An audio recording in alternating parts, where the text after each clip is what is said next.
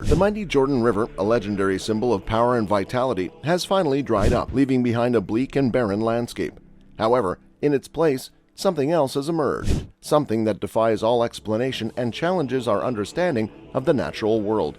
Join us as we uncover the startling discovery that has risen from the depths of this ancient river and explore the dark secrets it holds. This is a prophecy alert you can't afford to miss.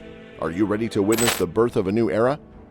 The Jordan River, which originates in Southwest Asia and flows through the Great Rift Valley, eventually reaches the Dead Sea. The HASBANI River in Lebanon and the Banias River in Syria come together to form the Jordan River, which is the world's lowest-lying river, close to the border between Syria and Lebanon. This is the beginning of the Jordan River. After traveling south through northern Israel and the Sea of Galilee, it arrives at the Dead Sea at the end.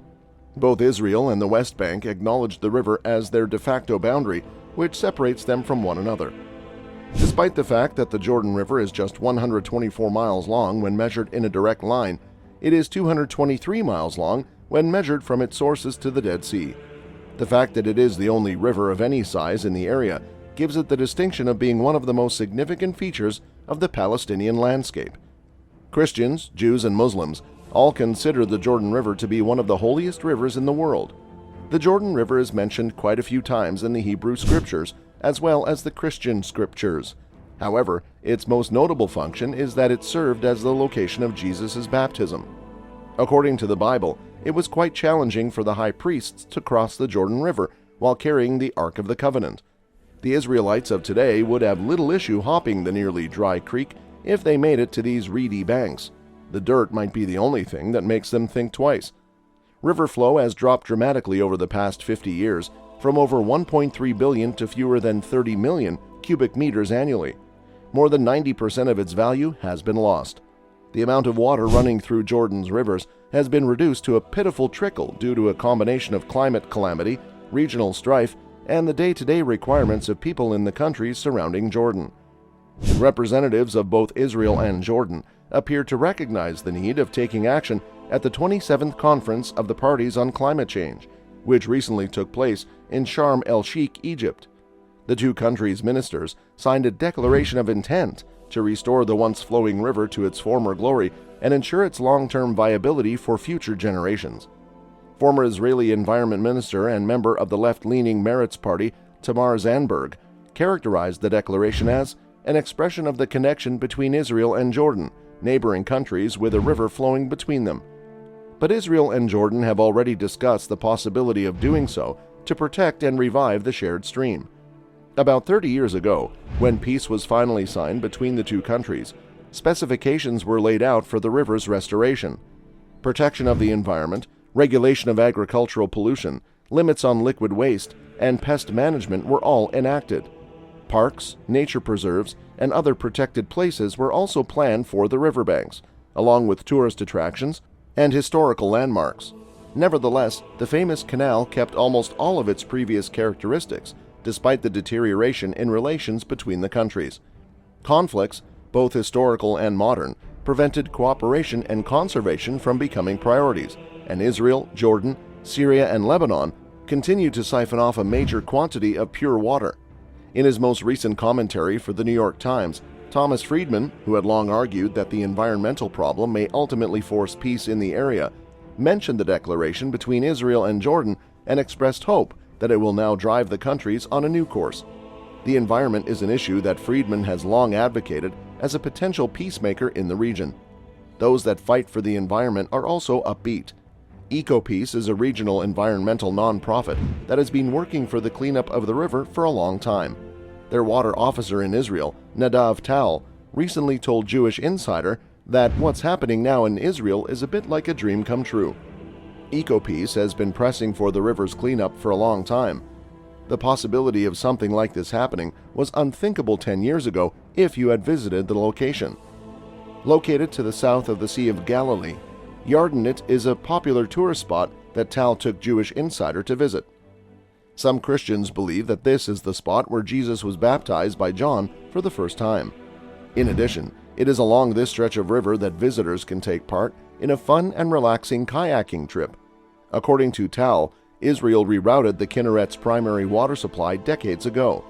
The water was first piped to a southern energy plant before being distributed further north and beyond by Israel's national water carrier.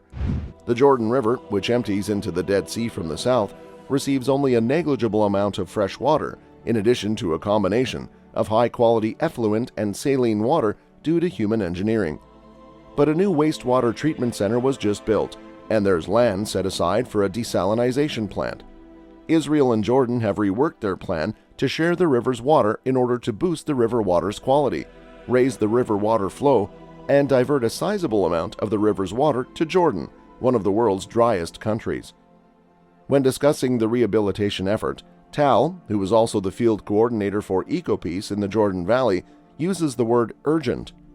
"The pollution is ongoing, therefore we need to act quickly," he said. "We have to act immediately.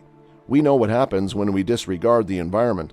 In reference to the Dead Sea, for example, the author writes, "We disregarded the Dead Sea, we permitted water diversion and industry, and then nature exacted its vengeance by creating sinkholes, thereby causing damage to the local infrastructure, and the local population is now really suffering.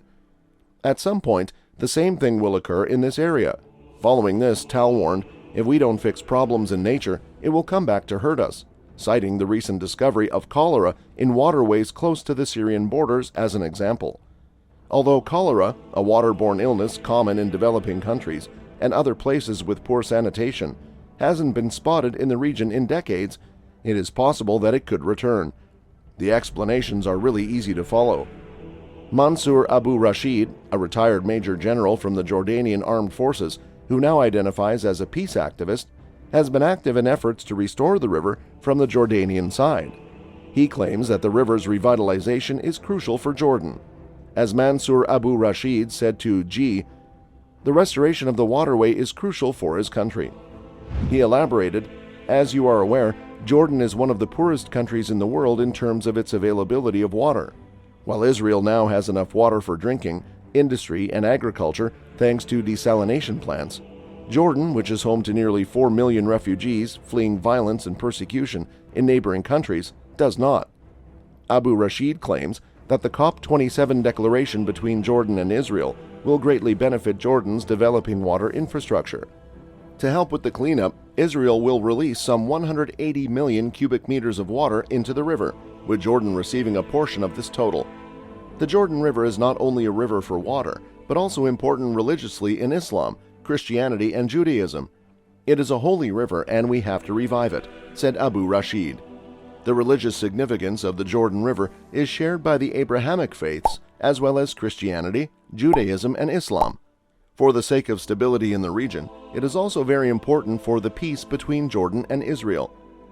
Emek Hayarden Regional Council President Edon Greenbaum agreed. He said the river had been neglected for a long period, but that it was now crucial for both parties to clean it up.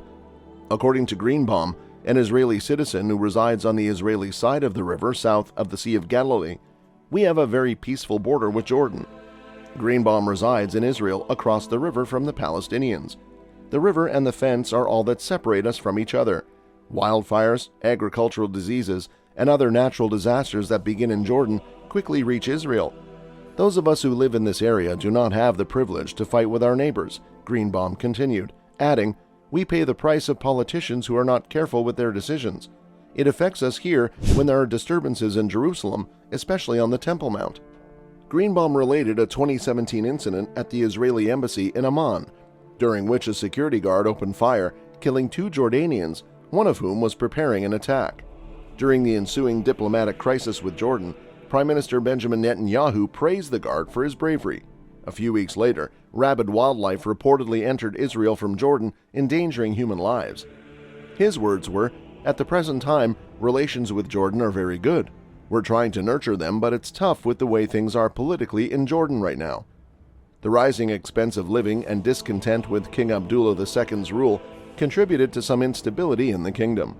Jordan is currently in charge of the Haram al-Sharif, which houses the Al-Aqsa Mosque and the Dome of the Rock, but the kingdom is keeping a close eye on the incoming Israeli government because it includes right-wing leaders who have called for a change in the status quo there.